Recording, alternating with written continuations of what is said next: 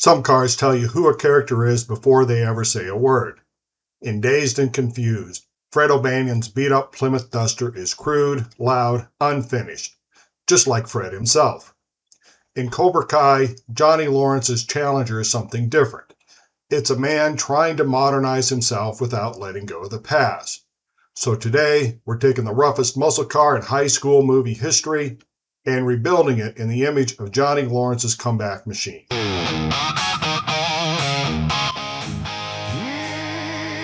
One of the things I love about movie cars is that they are never random. They're chosen to tell a story. They reflect personality, ego, fear, status, sometimes even emotional maturity. Fred O'Banion and Johnny Lawrence are both jerks. Let's just get that out of the way right up front. But they're different kind of jerks. O'Banion is a teenager trying to project adulthood through intimidation. He's all aggression and ritual, hazing freshmen, swinging paddles, acting tough because that's the only identity he's got. Johnny Lawrence is older, sadder, and more complicated. He's trying to rebuild himself after years of failure. That's why the Challenger matters so much in Cobra Kai. It's a modern recreation of classic muscle, just like Johnny is trying to recreate his prime. So the idea today is simple. What if Fred O'Banion actually grew up? What would happen if his rough, unfinished 1973 Plymouth Duster evolved into something sharper, more controlled, and more self-aware, while still holding onto that same aggressive edge? That's the build. We're taking O'Banion's raw little Mopar bruiser, infusing it with modern performance and reliability, then wrapping it in the visual language of the Cobra Kai Challenger. Because this build isn't about erasing the past. It's about taking the roughness, attitude, and flaws of that past and turning them into something focused. Dazed and Confused is part movie, part documentary. It follows the last day of school in 1976 as incoming freshmen try to survive the annual hazing rituals carried out by upperclassmen. Now on the surface, the movie feels loose and chaotic. It's all cruising, beer runs, parties, and rock music. But underneath that is something much darker and more interesting. The entire social structure of the film revolves around ritual humiliation. The older students haze the younger students because they were hazed themselves. It's a cycle, a performance of dominance passed down from year to year. And nobody embodies that better than Fred O'Banion. O'Banion isn't cool in the effortless way a Wooderson is cool. He's trying too hard. Everything about him is performative toughness. The paddle, the intimidation, the cheap muscle car, even the way he walks. He's trying to look older, tougher, and more important than he really is. And his car reflects that perfectly.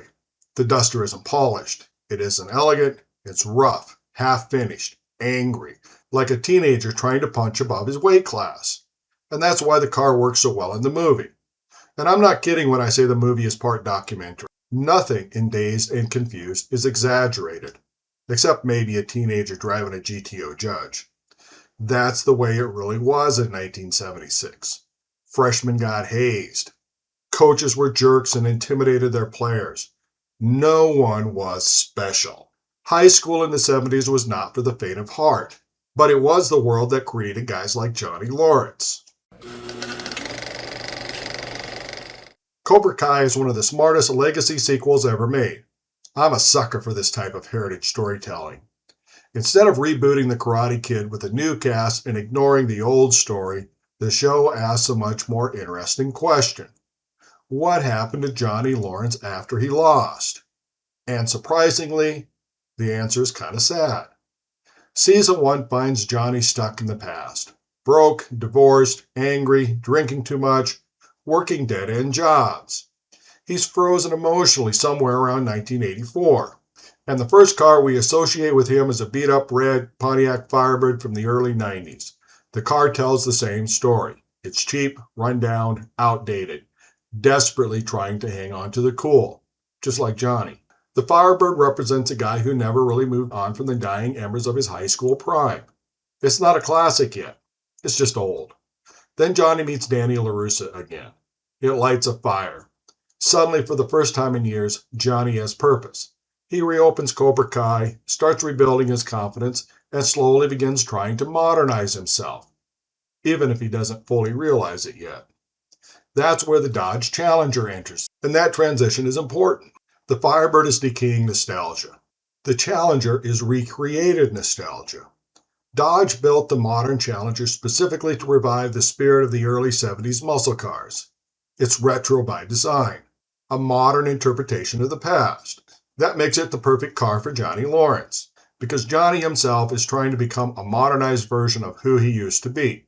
Season 2 expands that idea. Johnny starts trying to teach honor and restraint instead of pure aggression. Miguel becomes more confident, but Kreese returns and begins poisoning Cobra Kai from within. And while Johnny is genuinely trying to grow, he still can't fully escape the identity he built around toughness and conflict. That tension explodes in the Season 2 school fight. Miguel gets seriously hurt, Robbie runs away, Johnny loses control of Cobra Kai. And at the end of the season, Johnny abandons the Challenger. That moment is bigger than just losing a car. It symbolizes the collapse of Johnny's cool comeback fantasy. The car couldn't save him, which makes this mashup really interesting. Because today we're taking another emotionally immature bully with a rough muscle car and imagining what happens if his car gets the same chance to grow up that Johnny Lawrence was searching for. The 1973 Plymouth Duster was Chrysler's budget muscle car. Cheap, lightweight, compact, and honestly, kind of sneaky. By 1973, the true golden age of muscle cars was fading. The fun wasn't over just yet, but insurance companies and EPA regulators had the internal combustion engine square in their sights. But in 73, the Duster still carried some of that old school Mopar attitude. The 340 small block V8 had been one of Chrysler's best engines, a durable, strong torque small block in a midsize car. By 73, power numbers were dropping compared to the late 60s glory days, but the Duster still had personality. And honestly, that's what makes it perfect for O'Banion. This wasn't a rich kid's car. It wasn't refined. It was blue-collar muscle, the kind of car you bought because you wanted to look dangerous on a budget. And visually, the Duster was exactly the kind of proportions that worked for this character. Long hood, short deck, compact body, slightly nose, heavy stance. It looks aggressive without looking sophisticated, which is Fred O'Banion in automotive form. Now let's jump forward 3 decades to Cobra Kai and Johnny Lawrence's 2009 Dodge Challenger. That car is incredibly important to Dodge history. In the mid-2000s, Dodge realized something. People missed old muscle cars, and Mopar has a stable of classic bodies available for rebirth. So instead of rebuilding something futuristic, they intentionally revived the styling language of the early 70s Challenger. Long hood with a wide stance, simple body lines, a lot of attitude. The car was nostalgia on 4 wheels, and that's what made it perfect for Johnny Lawrence. Now, interestingly, Johnny's car wasn't the top-tier SRT monster people usually picture. It was more grounded, more attainable. And honestly, I think that works better for the character. Johnny isn't successful yet. He's trying to become successful. The Challenger represents aspiration. It's a modernized version of the past, representing Johnny's journey. He still loves old-school toughness and masculinity, but he's trying to adapt it to a modern world. That's why abandoning the car at the end of Season 2 matters. The fantasy collapses. The car can't solve Johnny's emotional problems for him. And that's where this build comes in. Because unlike Johnny's Challenger, this car isn't pretending to modernize. It's about to actually grow up. There's a reason Johnny Lawrence hit so hard for a certain generation. If you grew up around the time of Dazed and Confused or the Karate Kid, the world made a certain kind of sense. There were clear hierarchies. Coaches yelled. Older kids pushed younger kids around. Toughness wasn't just encouraged, it was required. That was the environment guys like Johnny and O'Banion came out of. And for a long time, that identity worked. But the world moved. Suddenly the traits that defined you, aggression, dominance, never backing down, didn't translate the same way anymore. That's Johnny Lawrence. In Cobra Kai, he's not just a guy who lost a karate match. He's a guy whose entire operating system is outdated. And the Challenger fits right into that. It's a modern car, built to feel like an old one, just like Johnny is trying to be a modern man, without letting go of who he used to be. And here's the interesting part. Most of us from that era didn't completely abandon that old identity. We still like the sound of a V8. We still respect raw power. We still understand what those cars meant. But we also recognize that things evolve. Cars evolve, people evolve, strength evolves. So this build isn't about replacing the old Duster. It's not about turning it into something soft or unrecognizable. It's about refining it, keeping the aggression and the attitude, but adding control, precision, and purpose. Because growing up doesn't mean giving up what you were. It means finally figuring out what to do with it.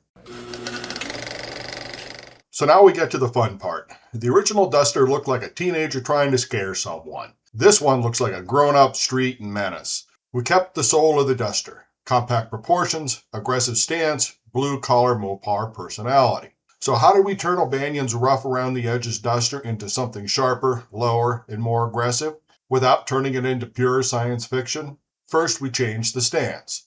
Underneath, we're ditching the factory suspension entirely and converting the car to a modern QA1 coilover setup front and rear.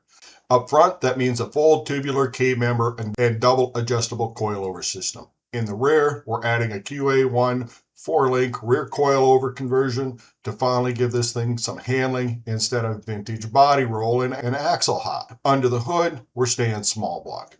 No crate Hemi, no fantasy horsepower numbers. This is a muscle car for the 21st century. Instead, the build gets a modernized Mopar 460 small block stroker, stroked out to about 408 cubic inches, and we're adding EFI. Why? Well, because it fits the philosophy of the car. A 408 stroker makes brutal street torque, sounds nasty, fits the engine bay naturally, and keeps the spirit of old school Mopar muscle alive without turning the car into a cartoon. Think roughly 450 horsepower, instant throttle response, streetable reliability, but enough torque to vaporize the rear tires whenever you want. Backing it is a Tremec 5-speed manual, because this car should feel mechanical and alive. Now visually, we lean into the Cobra Kai aggression, satin black. The grille chrome gets blacked out for a more modern, sinister face, while the front bumper is painted body color to clean up the nose and visually lower the car. Underneath, we add a custom fabricated front splitter inspired by modern time attack cars. Not a giant tuner car snowplow, just enough to make the Duster look like it wants to fight somebody in a parking lot. The stock hood scoop stays because honestly, it already looks cool. And Cobra Kai never needed subtlety. Then come the wide body touches. We add custom fit riveted over fenders inspired by modern pro touring and drift builds. These aren't factory-style wheel lips. They're functional over fenders designed to clear wider wheels and tires while giving the car a much more muscular stance. To make these flares actually functional, we mini-tub the rear and widen the footprint with deep dish wheels and modern performance rubber, because fake flares with skinny tires hiding underneath would completely ruin the illusion. We add yellow Cobra Kai stripes, wide and aggressive, stretching the car visually and helping tie the whole thing together. The final result still feels like O'Banion's Duster, just evolved.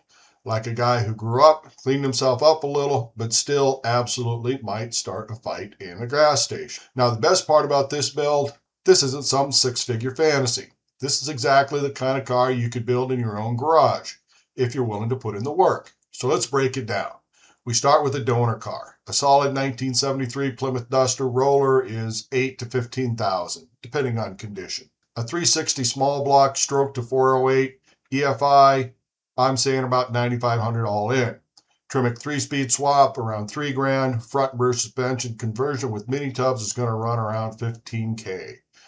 Adding the wheels, tires, brakes, flares, paint exterior, well, by the time we'll have about $45,000 to maybe as much as $76,000 into this build. That's not cheap, but for a car that looks like this but drives like a 2009 Challenger, I think this is how Plymouth would build a modern Duster, if Plymouth were still a living brand. Let's just call this one a prototype for a brand relaunch. Now there's an idea. The original Duster was a kid trying to act like a man. This one is what happens when he finally figures it out. Well, that's it for this one, folks. Thanks for staying to the end. What do you think of that Duster? I still don't like O'Banion, but I'd drive this version of his car anywhere. This is Diva. See you next time.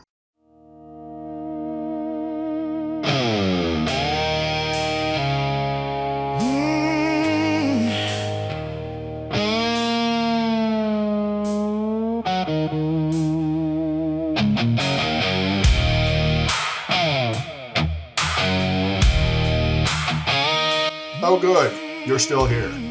Now you may have noticed we live in the 21st century, and while the whole point of this channel is to stay away from the insane AI fantasy builds everybody seems to make these days, honestly that insanity is kind of fun. So here it is, my fully unhinged cyberpunk version of O'Banion's Duster. Pure futuristic AI lunacy. Because apparently, somewhere in my brain, I'm still 13 years old.